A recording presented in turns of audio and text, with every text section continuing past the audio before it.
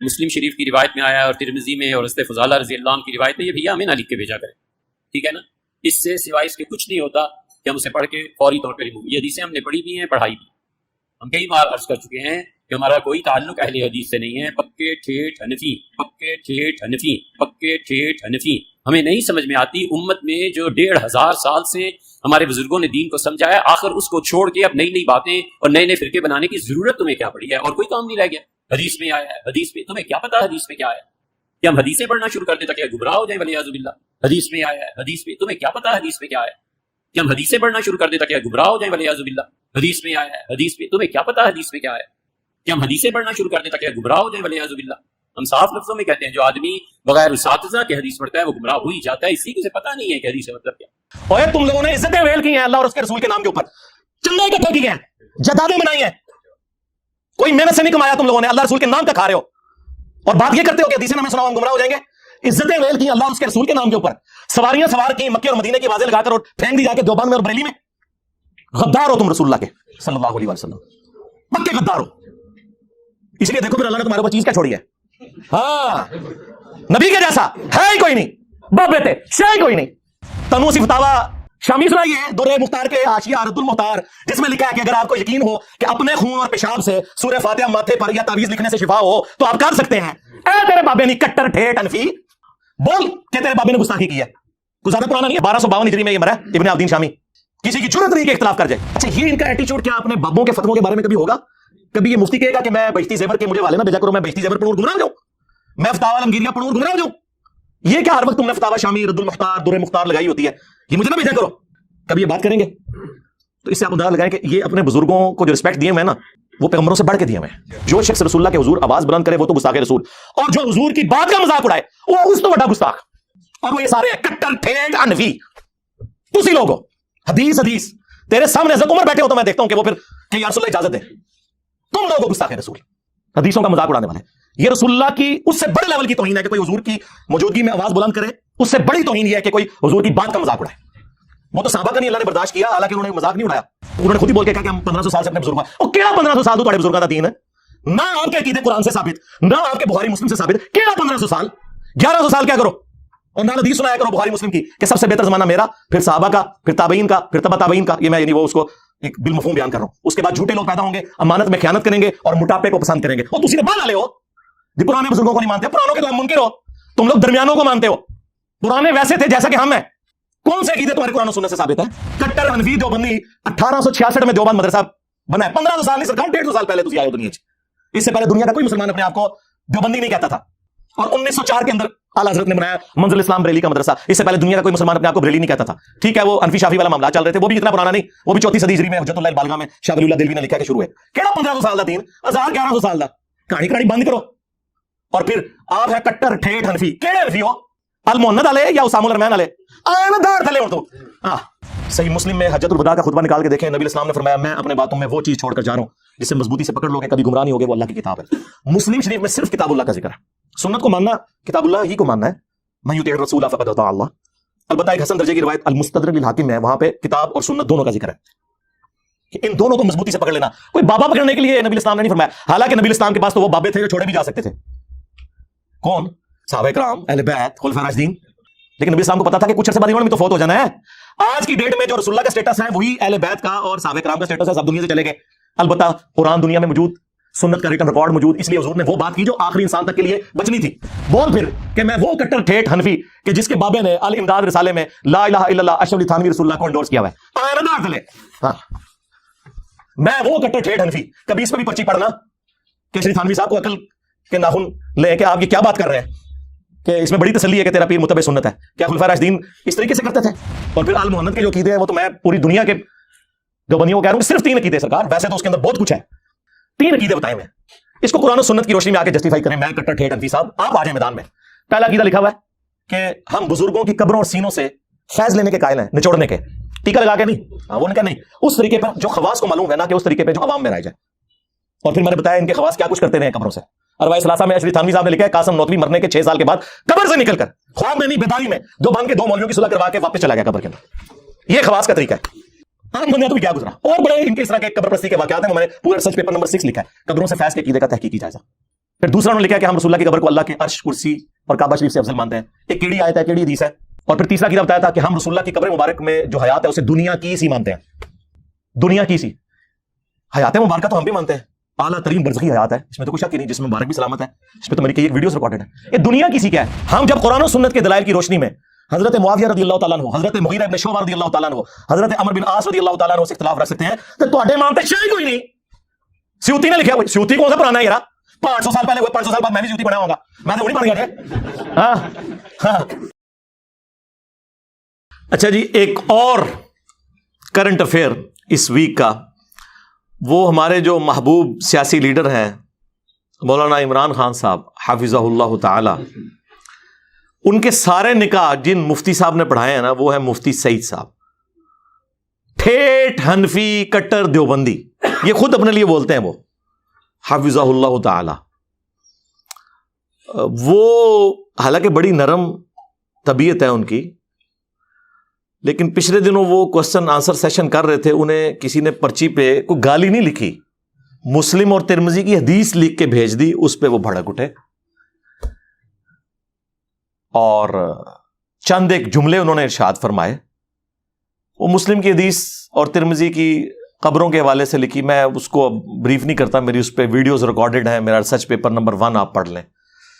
یعنی قبر کتنی ہائٹ کی ہو، اس کے احکامات، مزارات، یہ سب کچھ میں ریکارڈ کروا چکا ہوں. اس کے حوالے سے وہ حدیث لکھی ہوئی تھی، وہ انہوں نے حدیث پڑھی اور ساتھ ہی وہ غصہ کھا گئے، اور انہوں نے چند ایک بڑے خطرے ناک جملے بولے، یعنی خطرناک نہیں، خطرے ناک. مسلم شریف کی روایت میں آیا ہے اور ترمذی میں اور حضرت فضالہ رضی اللہ عنہ کی روایت میں، یہ بھیا ہمیں نہ لکھ کے بھیجا کریں، ٹھیک ہے نا.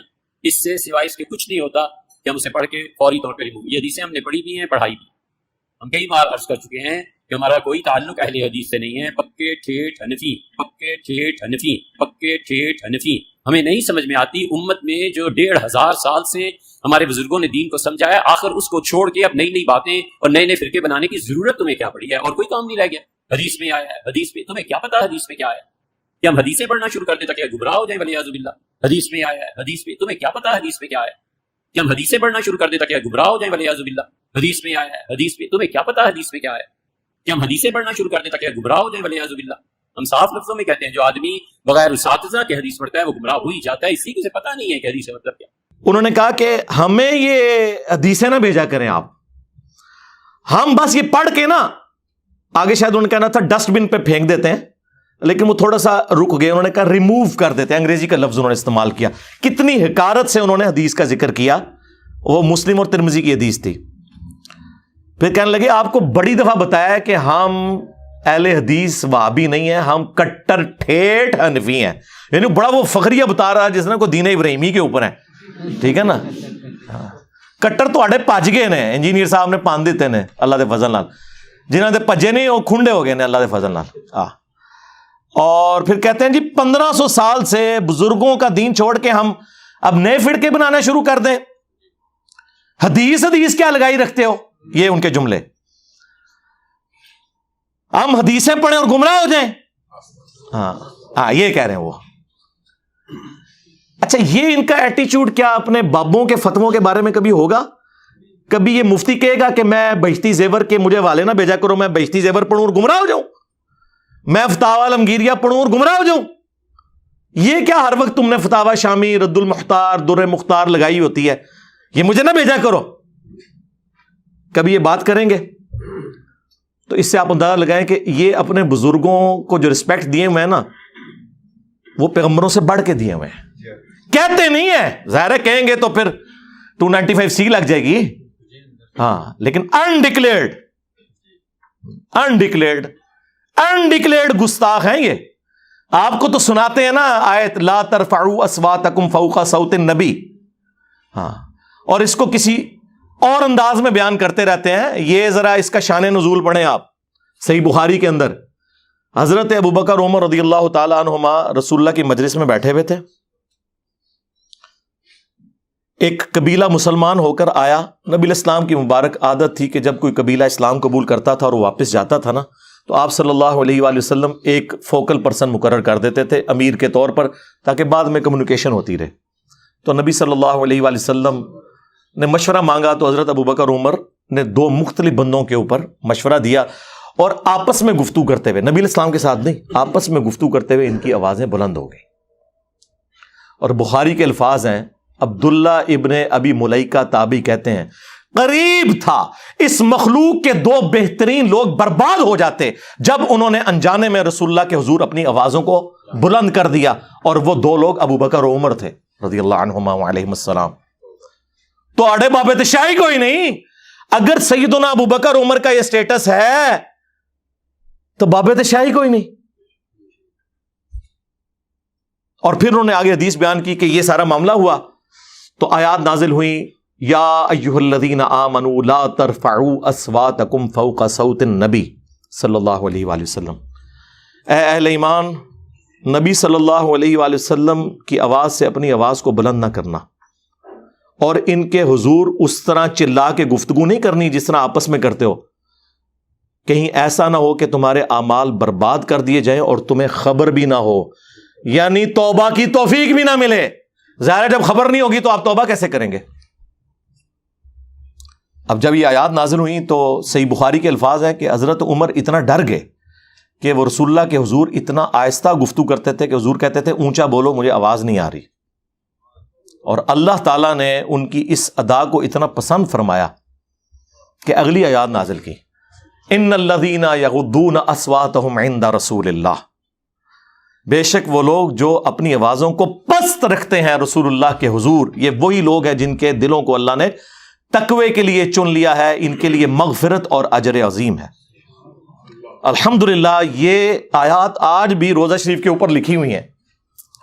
سینٹر میں یہ لکھی ہوئی ہے یا ایھا الذین آمنوا لا ترفعوا اصواتکم فوق صوت النبی, اور جو باب البقیع والی سائڈ ہے اس کے اوپر لکھا ہوا ہے ما کان محمد ابا احد من رجالکم ولکن رسول اللہ وخاتم النبیین, اور جو باب السلام والی سائڈ ہے جدھر سے حاضری کے لیے آتے ہیں وہاں لکھی ہے ان الذین یغضون اصواتهم عند رسول اللہ.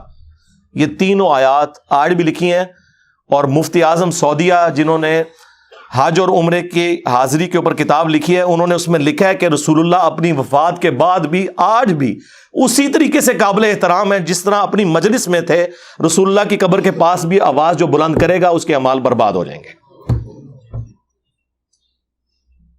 اچھا, اس سے آپ کو عصمت مصطفیٰ تو بتاتے ہیں, یہ نہیں بتاتے کہ جو شخص رسول اللہ کے حضور آواز بلند کرے وہ تو گستاخ رسول, اور جو حضور کی بات کا مذاق اڑائے وہ اس تو بڑا گستاخ. اور وہ یہ سارے ہیں کٹر ٹھیٹ انفی, تسی لوگ ہو. حدیث حدیث تیرے سامنے حضرت عمر بیٹھے ہو تو میں دیکھتا ہوں کہ وہ پھر کہ یا رسول اللہ اجازت دیں. تم لوگ ہو گستاخ رسول, حدیثوں کا مذاق اڑانے والے. یہ رسول اللہ کی اس سے بڑے لیول کی توہین ہے کہ کوئی حضور کی موجودگی میں آواز بلند کرے, اس سے بڑی توہین یہ ہے کہ کوئی حضور کی بات کا مذاق اڑائے. وہ تو صحابہ کا نہیں اللہ نے برداشت کیا, حالانکہ انہوں نے مذاق نہیں اڑایا. لا تقولوا راعنا, وہ یہودی بگاڑتے تھے راعینا ہمارا چرواہا. اللہ نے کہا یہ چھوڑ دو, لفظ ہی چھوڑ دو. تم کہو انظرنا, یا رسول اللہ ہمارا انتظار فرمائے, نظر کرم فرمائے, ہماری رعایت کر دیں. یعنی صحابہ کرام نے کبھی گستاخی کی نیت سے نہیں کیا, چونکہ کافر مذاق اڑاتے تھے. اللہ نے صحابہ سے بھی کہا اب مجھے بتائیں کہ وہ اللہ ایسے لوگوں کے ساتھ کیا کرے گا جو نبی علیہ السلام کے فرامین کا یوں مذاق اڑاتے ہیں. حدیث حدیث حدیث پڑھ کے گمراہ ہو جائیں گے. اوے تم لوگوں نے عزتیں ویل کی ہیں اللہ اور اس کے رسول کے نام کے اوپر, چندے اکٹھے کیے ہیں, جدادیں بنائی ہیں, کوئی محنت سے نہیں کمایا تم لوگوں نے, اللہ رسول کے نام کا کھا رہے ہو, اور بات یہ کرتے ہو کہ حدیثیں نہ ہمیں سناؤ ہم گمراہ ہو جائیں گے. عزتیں ویل کی اللہ اور اس کے رسول کے نام کے اوپر, سواریاں سوار کی مکے اور مدینے کی آوازیں لگا کر اور پھینک دی جا کے دیوبند میں اور بریلی میں. غدار ہو تم رسول اللہ کے صلی اللہ علیہ وآلہ وسلم, پکے غدار ہو. اسی لیے دیکھو پھر اللہ نے تمہارے اوپر چیز کیا چھوڑی ہے. ہاں, نبی کے جیسا ہے ہی کوئی نہیں, باپ بیٹے شے ہی کوئی نہیں. حدیثیں نہ سناؤ میں, تنو سی فتاوا شامی سنائیے, در مختار کے حاشیہ رد المختار, جس میں لکھا ہے کہ اگر آپ کو یقین ہو کہ اپنے خون اور پیشاب سے سورہ فاتحہ ماتھے پر یا تعویذ لکھنے سے شفا ہو تو آپ کر سکتے ہیں. اے تیرے بابے نہیں کٹر ٹھیٹ انفی,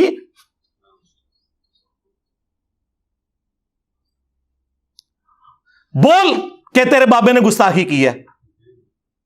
کوئی زیادہ پرانا نہیں ہے, 1252 ہجری میں یہ مرا ہے ابن عابدین شامی. کسی کی جرت نہیں کہ اختلاف کر جائے. ایک ہمارے وہ استاد غلام سعود سعیدی صاحب رحمہ اللہ تعالی, مفتی صاحب بیٹھے میں تائید کریں گے, انہوں نے شرح صحیح مسلم پڑھی ہے, ان کے پاس پڑھتے بھی رہے. انہوں نے جرت کی ہے کہ انہوں نے اس عبارت کے اوپر گرفت کی, اور لیکن وہ بھی بڑے ڈرتے ہوئے. انہوں نے کہا یقیناً ان بزرگوں کے دلوں میں قرآن کا احترام ہم سے زیادہ تھا. یہ انہوں نے نا پہلے شوگر کوٹڈ کی اپنی عبارت, کیونکہ وہ آگے کلاس لینے لگے تھے.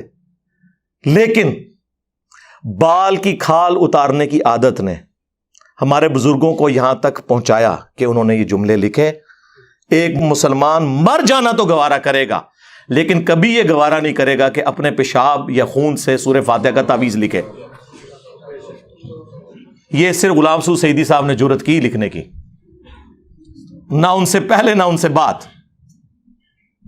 کبھی کوئی بہانہ کریں گے, ہاں یہ ان کو لکھ کے بھیجے نا, ہاں اس کو پڑھ کے کوئی گمراہ نہیں ہوتا. حدیث کو پڑھ کے گمراہ ہوتے ہیں اس لیے کہ حدیث ان کے خلاف, قرآن ان کے خلاف, کیونکہ یہ تو ہوئے کٹر ٹھیٹ حنفی.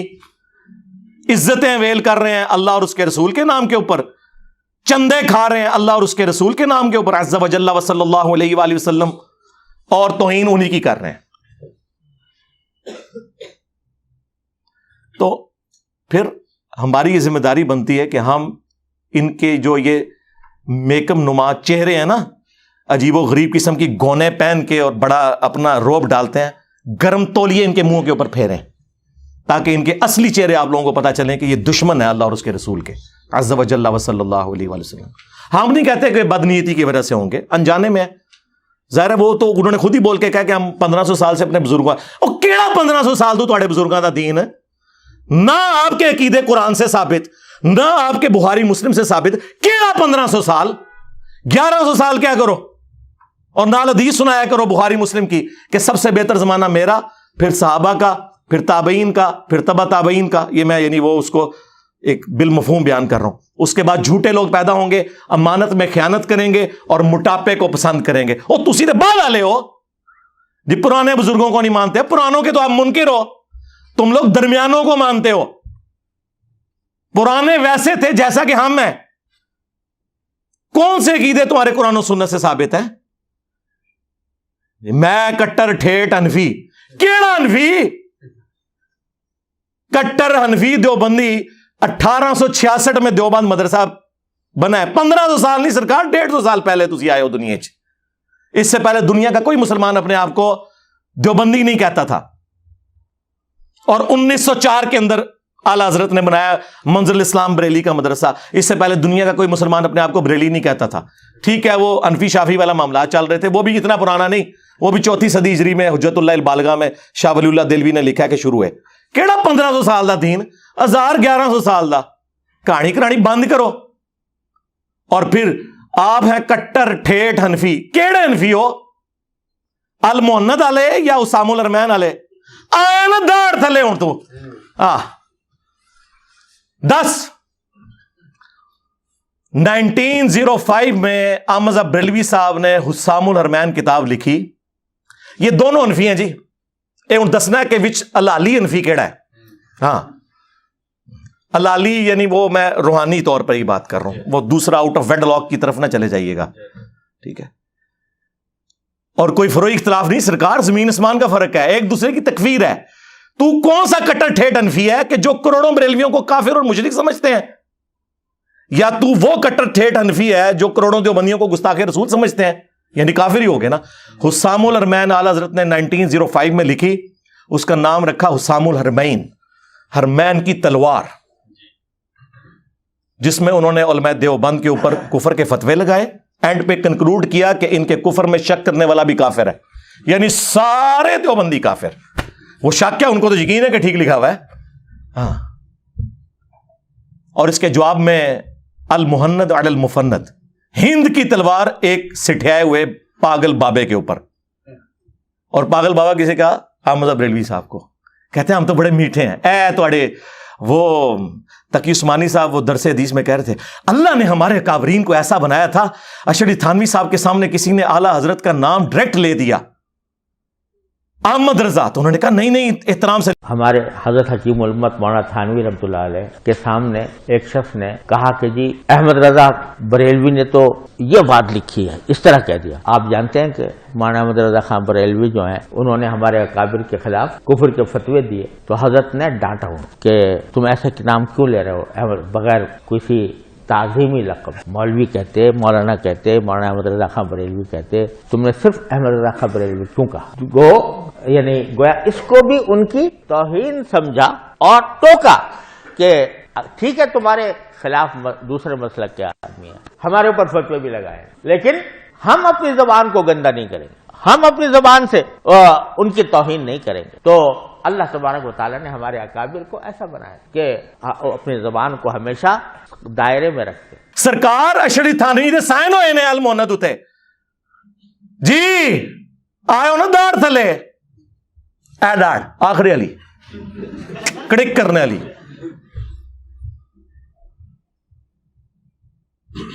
और हमारी दाढ़ के नीचे आ सकते थे, क्यों? अबू दाऊद तिरमिज़ी इब्न माजा में हदीस है, मेरे बाद तुम बहुत इख्तलाफ देखोगे। उस वक्त अलैकुम बिसुन्नती व सुन्नतिल खुलफाए राशिदीन अल महदीयीन, मेरी सुन्नत और मेरे खुलफाए राशिदीन की सुन्नत को लाजिम पकड़ लेना, दाढ़ों से पकड़ लेना। तो जिन्होंने अपनी दाढ़ों से कुरान और सुन्नत को पकड़ा हुआ है, खुलफाए राशिदीन को पकड़ा हुआ है, उन्हीं की दाढ़ों के नीचे आप लोग आ सकते हैं। हाँ, और नहीं ये गामदी साहब से हवाले करने वाली चीज़ा नहीं ने, ये 4 स्टेज दा कैंसर है, सीधा लेजर ना इलाज होएगा ना था, कीमो होएगी। ये मतलब इन लोगों के हालात वाक़या। तो अल मुहन्नद अल मुफन्नद में उन्होंने लिखा हिंद की तलवार एक सठियाए हुए बाबे के ऊपर, और फिर उसमें तकी उस्मानी साहब कहते हैं अल्लाह ने हमारे काबरीन को ऐसा बनाया था। तो हमने कहा था ऐसा बनाया था कि मुफन्नद कहते थे दूसरों को, वो हाँ ऐसा बनाया था, अल्लाह ने हमारे काबरीन को ऐसा बनाया था। बड़े फख्र ये बयान करते मौलाना मौलाना कहते थे। उसमें उन्होंने लिखा कि अहमद बरेलवी और इनकी पूरी जमात एक शैतानी लश्कर है जो उलमाए देवबंद रदियल्लाहु अन्हुम पर हमला आवर हुई है। 14वीं सदी के मौलवी रदियल्लाहु अन्हुम, जैसा कि शयातीन हमला आवर होते थे अंबिया के ऊपर। ये आप देख लें किधर अपने बाबू को कहां खड़ा करते हैं। तो वो मुफ्ती साहब जो फरमा रहे हैं मैं कट्टर ठेठ हनफी, ये अल्फाज उन्होंने खुद बोले हैं, ये ना सामने मैं को चिंगे बलाना हुआ, उन्होंने खुद बोले ने। तो काश तुम बोलते हुआ सम्माकुमुल मुस्लिमीन मिन क़ब्ल व फी हादा मिल्लत अबीकुम इब्राहीम, पैरवी करो इब्राहीम की मिल्लत की। हुआ सम्माकुमुल मुस्लिमीन, जिसने तुम्हारा नाम मुस्लिम रखा था, मिन क़ब्ल व फी हादा, इस कुरान के नज़ूल से पहले और इस किताब में भी। तू अपने आप को मुस्लिम क्या है यार? बुखारी मुस्लिम में हदीस है कि कुर्ब क़यामत में जब आखिरी जंग होगी यहूदियों के साथ दज्जाल के खिलाफ, तो किसी पत्थर के पीछे या किसी दरख्त के पीछे भी कोई यहूदी छुपा होगा, तो वो पत्थर और दरख्त भी बोलेगा या मुस्लिम, मेरे पीछे यहूदी है, इसे कत्ल कर दे। यानी मैदान जंग की बात हो रही है, आम हालत नहीं मारने पाई, आम हालत दावत ही पेश करनी है। तो सवाए गरकद के दरख्त के, वो यहूदियों का दरख्त है, वो उन्हें पनाह देगा। या मुस्लिम के अल्फाज हैं, या सुन्नी या शिया या देवबंदी या कट्टर हनफी ठेठ देवबंदी, ये नहीं है, या कट्टर बरेलवी नहीं है, ये अल्फाज हैं वहां पे, या मुस्लिम। तो उस वक्त तो आप लोगों ने कहना ये इंजीनियर थे, कोई स्टूडेंट बोल रहा है पिछू, मैं तो मुस्लिम है ही नहीं। आप बोले किसी के सामने मैं मुस्लिम हूं, बाग चढ़ मैं काफिर हूं। भाई अगर तू काफिर नहीं है मुस्लिम है तो तू भी लिखना मुस्लिम, इसी के ऊपर फख्र महसूस कर। कितनी दुमें लगाई हुई इन्होंने और रुकने का नाम नहीं ले रही। हर एक आता है अपनी एक बीच में लुच तल के चला जाता है और कहता मेरा भी फ्राई कर लो बीच, हेलो। तो ये जनाब अपने बुजुर्गों के बारे में कभी ये जुमले नहीं बोलेंगे कि हमें हदीसें ना बताएं। अल्लाह के नबी इस्लाम यार तुम्हारे बाबे तो नहीं छोड़ के गए। हाँ, सही मुस्लिम में खुतबा मौजूद है नबी इस्लाम का, اور بخاری میں موقوفاً ابن مسعود سے بھی ہے، بخاری مسلم دونوں میں ہے، نبی الاسلام ہر خطبے سے پہلے کہتے تھے اما بعد فإن خیر الحدیث کتاب اللہ وخیر الہدی ہدی محمد صلی اللہ علیہ وآلہ وسلم وشر الامور محدثاتها وکل محدثۃ بدعہ وکل بدعۃ ضلالہ وکل ضلالۃ فی النار۔ کچھ الفاظ ترمذی کے اور نسائی کے بھی ہیں۔ آگاہ ہو جاؤ، سب سے بہترین کلام اللہ کی کتاب ہے اور سب سے ہدایت یافتہ راستہ محمد صلی اللہ علیہ وآلہ وسلم کا ہے۔ بدترین کام وہ ہیں جو دین میں نئے جاری کیے جائے، اور وہ کام بدعتیں ہیں۔ تمام بدعتیں گمراہیاں ہیں، اور تمام گمراہیاں جہنم میں لے جانے والی ہیں، والعیاذ باللہ تعالی۔ اور یہ کہہ رہے کہ جی حدیثیں پڑھ کے گمراہ ہوں گے، نبی علیہ السلام تو ہمیں یہی کہہ کے گئے۔ صحیح مسلم میں حجۃ الوداع کا خطبہ نکال کے دیکھیں، نبی علیہ السلام نے فرمایا میں اپنے بعد تم میں وہ چیز چھوڑ کر جا رہا ہوں جس سے مضبوطی سے پکڑ لو گے، کبھی گمراہ نہیں ہوگے، وہ اللہ کی کتاب ہے۔ مسلم شریف میں صرف کتاب اللہ کا ذکر ہے۔ سنت کو ماننا کتاب اللہ ہی کو ماننا ہے، من یطیع الرسول فقد اطاع اللہ۔ البتہ ایک حسن درجے کی روایت المستدرک للحاکم میں ہے، وہاں پہ کتاب اور سنت دونوں کا ذکر ہے کہ ان دونوں کو مضبوطی سے پکڑ لینا۔ کوئی بابا پکڑنے کے لیے نبی الاسلام نے نہیں فرمایا، حالانکہ نبی الاسلام کے پاس تو وہ بابے تھے جو چھوڑے بھی جا سکتے تھے۔ کون؟ صحابہ کرام، اہل بیت، خلفاء راشدین۔ لیکن نبی الاسلام کو پتا تھا کہ کچھ عرصے بعد انہوں نے بھی تو فوت ہو جانا ہے۔ آج کی ڈیٹ میں جو رسول اللہ کا سٹیٹس ہے وہی اہل بیت کا اور صحابہ کرام کا سٹیٹس ہے، سب دنیا سے چلے گئے۔ البتہ قرآن دنیا میں موجود، سنت کا ریٹن ریکارڈ موجود، اس لیے حضور نے وہ بات کی جو آخری انسان تک کے لیے بچنی تھی۔ ورنہ اگر کہتے ہیں میں ابو بکر کو چھوڑ کے جا رہا ہوں تو 2.5 سال بعد تو حضرت ابو بکر کا وہی سٹیٹس، 12 سال کے بعد سیدنا عمر کا وہی سٹیٹس، اور آلموسٹ 24 سال کے بعد سیدنا عثمان کا وہی سٹیٹس، اور 30 سال کے بعد مولا علی بھی شہید ہو گئے، خلافت راشدہ ختم، اور آخری صحابی ابو طفیل عامر بن واصلہ المتوفا 110 ہجری، حضور کی وفات کے 100 سال کے بعد وہ بھی چلے گئے۔ تو نبی علیہ السلام نے بات وہ چھوڑی جس پہ عمل کرنا ہے، اور پھر اس کو سپر سیڈ کرنے والا خطبہ، غدیر خم کا خطبہ صحیح مسلم کے اندر، اے لوگو آگاہ ہو جاؤ، میں بھی ایک انسان ہوں، قریب ہے کہ اللہ کا قاصد یعنی موت کا فرشتہ میرے پاس آئے اور میں اس کی دعوت قبول کر لوں۔ میں اپنے بعد تم میں 2 بھاری چیزیں چھوڑ کر جا رہا ہوں، ان میں سے پہلی چیز اللہ کی کتاب ہے، اس میں ہدایت ہے، اس میں نور ہے، تم اللہ کی کتاب کو پکڑو، اپنا تعلق اس کتاب کے ساتھ مضبوط کرو۔ اللہ کی کتاب اللہ کی رسی ہے، جو اسے پکڑے گا ہدایت پر ہوگا، جو چھوڑ دے گا گمراہ ہو جائے گا۔ مجھے اپنی زندگی میں قرآن کی تعریف میں اتنے زیادہ جملے کسی صحیح حدیث میں نہیں ملے جو غدیر خم کی حدیث میں ہے۔ 6225 سے لے کے 6228 تک مولا علی کے فضائل والے چیپٹر میں صحیح مسلم میں۔ اور پھر فرمایا، زید بن ارقم کہتے ہیں کہ رسول اللہ پھر ہمیں بار بار کہتے رہے اللہ کی کتاب، اللہ کی کتاب، اللہ کی کتاب۔ اور پھر فرمایا دوسری بھاری چیز میرے اہل البیت ہیں، میں اپنے اہل البیت کے بارے میں تمہیں اللہ کا خوف دلاتا ہوں۔ اور یہ جملہ آپ نے 3 دفعہ ریپیٹ کیا، لیکن امت بالکل الٹ چلی، نہ قرآن کو پکڑا نہ اہل بیت کو زندہ چھوڑا، بالکل الٹ چلی۔ اور چونکہ حضور کو بتا دیا گیا تھا، اور یہ خطبہ آپ نے غدیر پہ اسی لیے دیا ہے جہاں اہل شام اور اہل مدینہ تھے، انہیں شامیوں نے صفین میں مولا علی کے ساتھ کام ڈالا نا۔ حجۃ الوداع پر جو روایتیں ہیں وہ اتنی مضبوط نہیں ہیں، غدیر پہ ہیں یہ۔ اور مسند احمد میں تو آگے بھی حدیث چلتی ہے، مولا علی کا ہاتھ پکڑا اور پھر صحابہ میں بلند کیا، من کنت مولا فہذا علی مولا، جس کا مولا میں اس کا مولا علی، جس کا آقا میں اس کا آقا علی، جس کا جگری یار میں اس کا جگری یار علی۔ یہ سارے الفاظ درست ہیں۔ اور پھر کہا اے اللہ اس سے محبت کر جو علی سے محبت رکھے، اس سے دشمنی رکھ جو علی سے دشمنی رکھے۔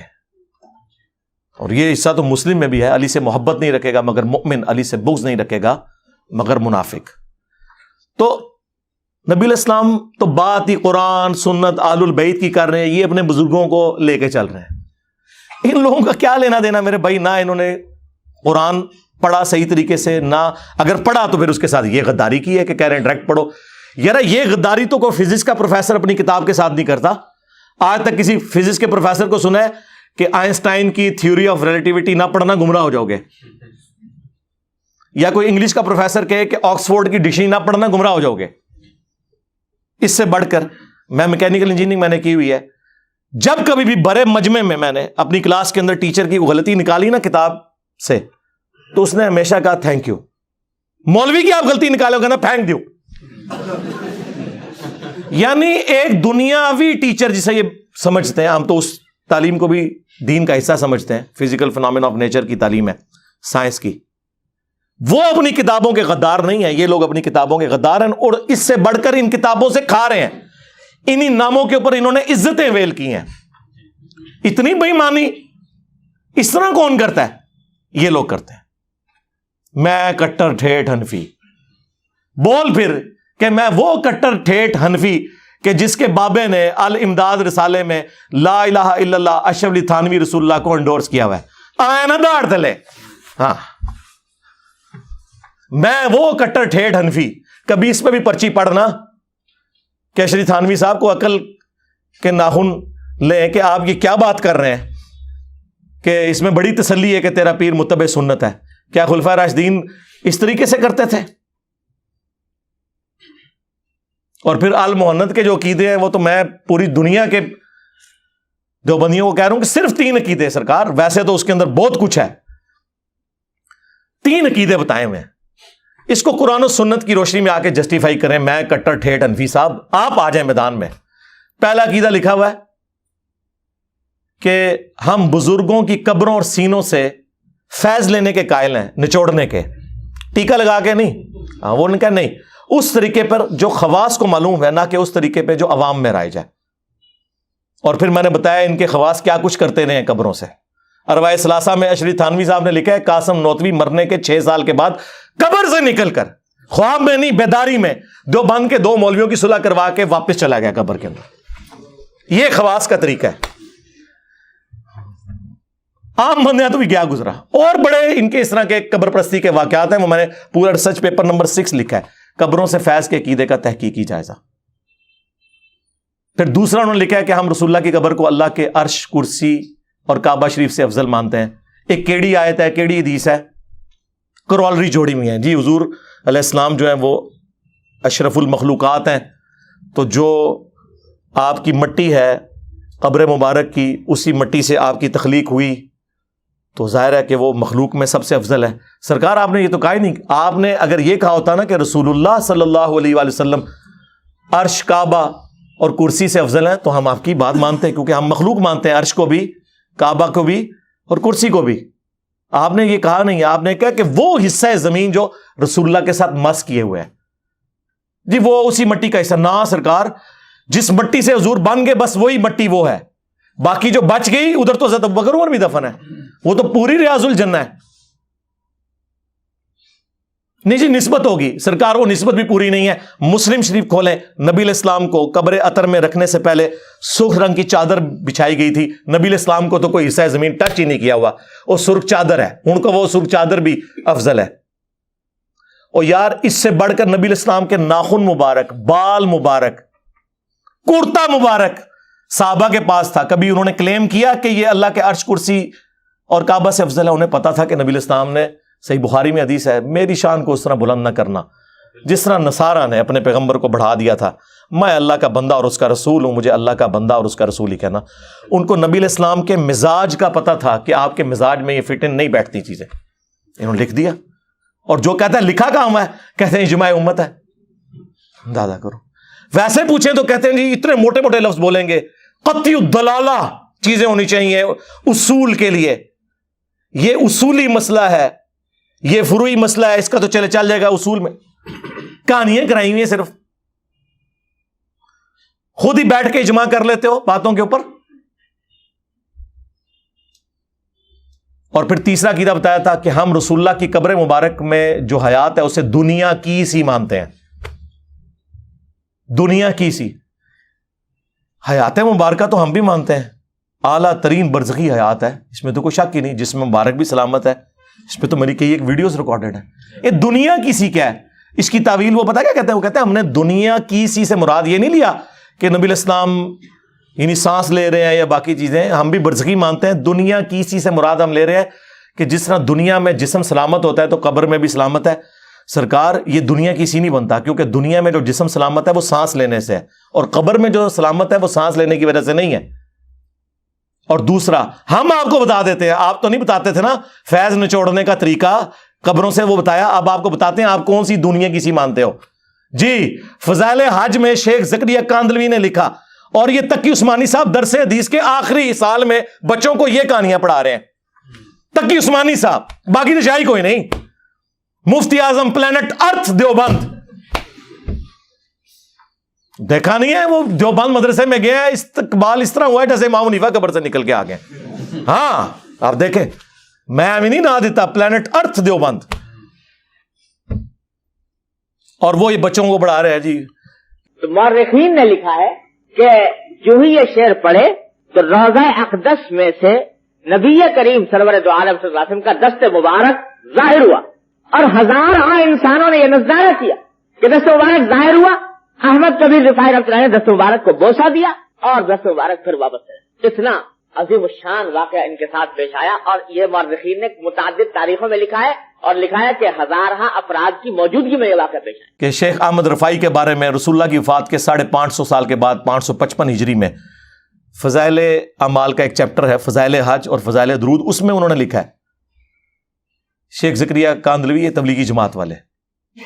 اور فضان سنت میں ہمارے ایکس مرشد باپا جانی الیاس قادری صاحب نے بھی یہ واقعہ لکھا ہوا ہے کہ جب وہ 555 ہجری میں قبر رسول پر حاضر ہوئے, اور پھر وہ کہتے ہیں جناب کہ وہ جی یہ سیوطی نے لکھا ہے, او بھائی سانو کی دی تو حوصلہ دو. ہم جب قرآن و سنت کے دلائل کی روشنی میں حضرت معاویہ رضی اللہ تعالیٰ عنہ, حضرت مغیرہ ابن شعبہ رضی اللہ تعالیٰ عنہ, حضرت عمر بن عاص رضی اللہ تعالیٰ عنہ سے اختلاف رکھ سکتے ہیں, تو تواڈے امام تے شے کوئی نہیں. سیوطی نے لکھا, سیوطی کون سا پرانا ہے یارا, 500 سال پہلے ہوا, 500 سال بعد میں بھی سیوطی بنا ہوں گا, میں تو ہوں نہیں بن گیا جے. ہاں ہاں سیوطی نے اتنا مجمع ویکھیا ہونا ہے, چھڈ دیو انج کوئی بنتا ہے, کوئی علمی گل کرو. تو وہ لکھتے ہیں کہ وہ شیخ احمد رفاعی نے قبر رسول پر شعر پڑھے کہ یا رسول اللہ مصر میں تھا تو روح آستان اقدس کا طواف کرتی تھی اور میں اپنی روح کو بھیجا کرتا تھا. وہی ایک شاعروں کی جو ایک طریقہ کار ہے. ویسے تو یہ بھی کہانی ہے, کہتے ہیں اب میں خود حاضر ہوں تو آپ قبر اطہر سے اپنا ہاتھ مبارک باہر نکالیں, میں نے اسے بوسہ دینا ہے. یار یہ کیا صحابہ کرام یہ قبر رسول پہ یہ ڈیمانڈ کیا کرتے تھے جا کے کہ ہاتھ مبارک باہر نکالیں؟ یہ کہاں سے آپ نے سیکھا؟ اچھا پھر وہ کہتے ہیں جی 90,000 کا مجمع تھا مسجد نبوی میں, اور نبی علیہ السلام نے خواب اپنی بیداری میں ہاتھ نکالا اور شیخ احمد رفاعی نے اسے بوسہ دیا, اور یہ منظر دیکھنے والوں میں شیخ عبد القادر جیلانی کا نام بھی ذکر کیا جاتا ہے.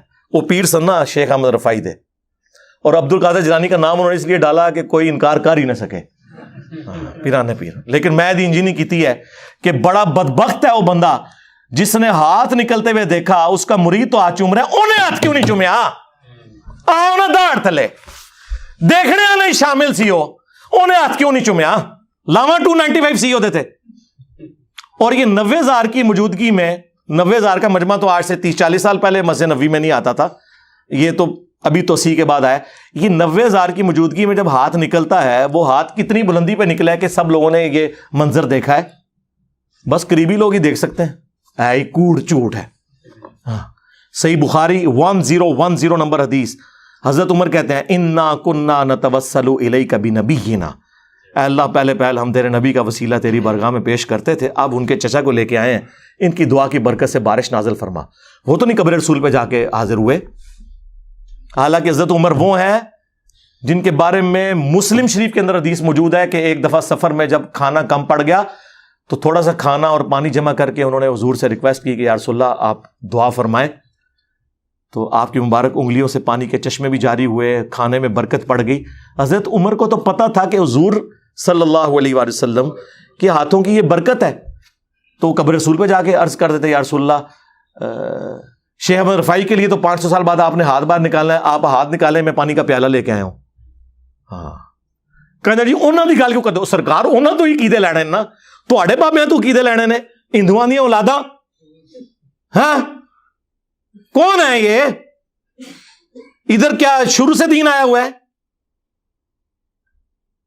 وہ صرف وہ لوگ سید کوئی دعویٰ کر سکتا ہے یا کوئی عرب کی سرزمین کے رہنے والے لوگ ہیں. یہ ہندوؤں کی اولادیں یہ ہمیں بتائیں گے کہ یہ عقیدے کہاں سے لینے ہیں. تے کٹر ٹھیٹ انفی صاحب میرے خیال ہے اتنی خوراک کافی ہے تواڈے واسطے. ویسے تو تمہیں پتا ہے میرا تو فیوریٹ ٹاپک ہے. ہاں میں تو کوئی موقع نہیں جاننے دوں گا کہ میں ڈرل کروں گا ان کی پبلک کے دماغ میں کہ سوچو کہ یہ تم لوگ کن لوگوں کے پیچھے لگے ہوئے ہو. یہ وہ لوگ ہیں جنہوں نے عزتیں اللہ اور اس کے رسول کے نام کے اوپر اویل کی ہیں اور قرآن و سنت کے نام سے چڑھتے ہیں اور کہتے ہیں ہمیں نا لکھ کے بھیجا کرو. ہم تو یہ پڑھ کے ریموو کر دیتے ہیں. ہم 1500 سال بعد اب تم لوگ بتاؤ گے ہمیں ہم اپنے بزرگوں کا دین چھوڑ دیں. اچھا انہوں نے پتا ہے کہ قرآن دی جڑا پڑھتا ہے نا انہوں نے بابے تو فارغ ہو جاتا جو. ہاں انہوں نے پتا ہے. جی سب تو بڑی مثال میں وہاں 2002 میں عمرے پہ گیا, غلاف کعبہ پکڑ کے دعا مانگی تھی اللہ مجھے بریلوی مارنا, شکر ہے قبول نہیں ہوئی. منو کہنا چاہیے تھی اللہ منو مسلمان ماری. ہاں اور یہ میں آپ کو وثوق سے کہتا ہوں اگر آپ مخلص ہیں نا سرکار آپ ہدایت کے مخالف راستے پہ بھی چل پڑے نا اخلاص کے ساتھ اللہ تعالیٰ کان سے پکڑ کے آپ کو سیدھے راستے پہ چلا دے گا. اور اگر آپ بے ایمانی پہ اترے ہوئے ہیں سرکار تو آپ رسول اللہ کے چچا بھی ہو نا ابو لہب ہاشمی بھی ہوں تو مر جائیں گے حرام موت. اور قرآن میں قیامت تک بددعائیں پڑی جائیں گی ان پر تبت یدا ابی لہب وتب. یہ بات ہے. نسبت بھی اسی وقت کام آتی ہے جب آپ نبیوں کی آواز کے اوپر لبیک کہتے ہیں. صلو علی محمد وآل محمد اللہم صلی علی محمد وعلی آل محمد واصحاب محمد وازواج محمد وامت محمد اجمعین الی یوم الدین. آمین.